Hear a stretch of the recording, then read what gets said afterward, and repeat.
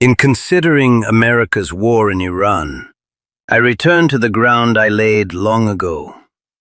A commander who would conquer must first build a foundation as wide and firm as the earth itself. Yet I see no such base. The Americans have entered a distant land without knowing its hidden strengths, its people's rhythm, or the true measure of their own timber. They send men and machines as a carpenter might throw any wood upon the pile, caring little whether it is straight or gnarled, strong or weak. In my school, we choose each piece for its proper place. Here, they have chosen none. Without this ground, even the sharpest sword rusts before the first blow. I taught that the spirit must flow like water. Water takes the shape of the vessel, yields to every rock, yet crushes what stands against it. America's forces move like stone, rigid, heavy, announced.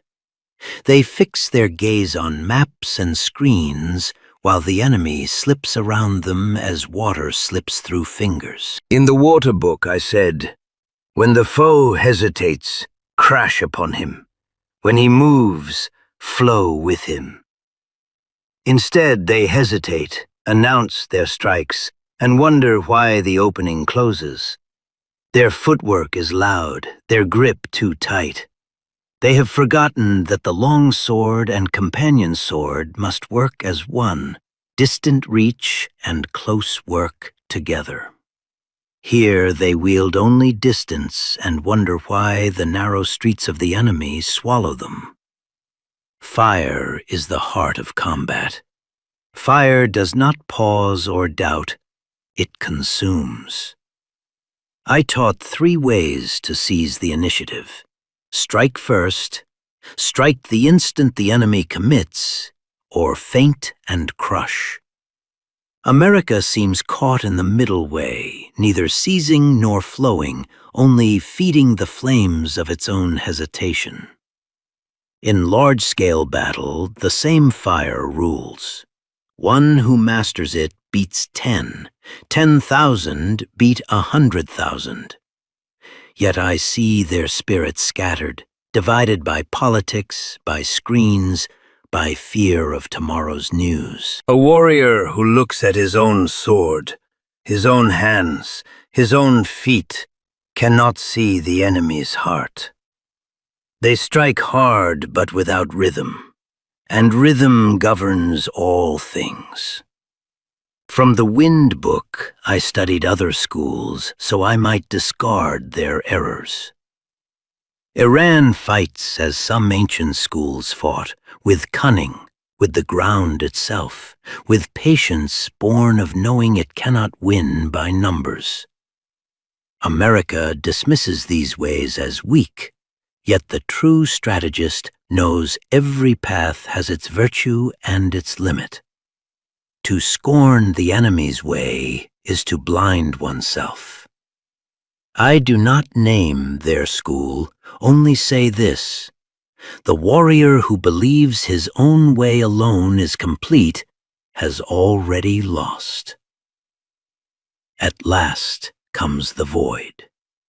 When the 4 books are mastered, the mind empties. No I, no enemy, only the moment's cut. America fights with a mind full of names, victory, defeat, opinion, tomorrow. In the void, there is none of this. Action arises of itself, perfect and without attachment. Until they empty their spirit, their swords will cut only air. I am an old warrior who wrote these things at 60, so others might live. Study the ground until it holds you. Flow like water until the enemy cannot grasp you. Burn with fire until doubt dies. Examine every wind until no trick surprises you. Then enter the void. Only then will America or any nation truly win. Without these 5, war is merely noise, and the dead pile high for nothing. Train without cease. The way is plain.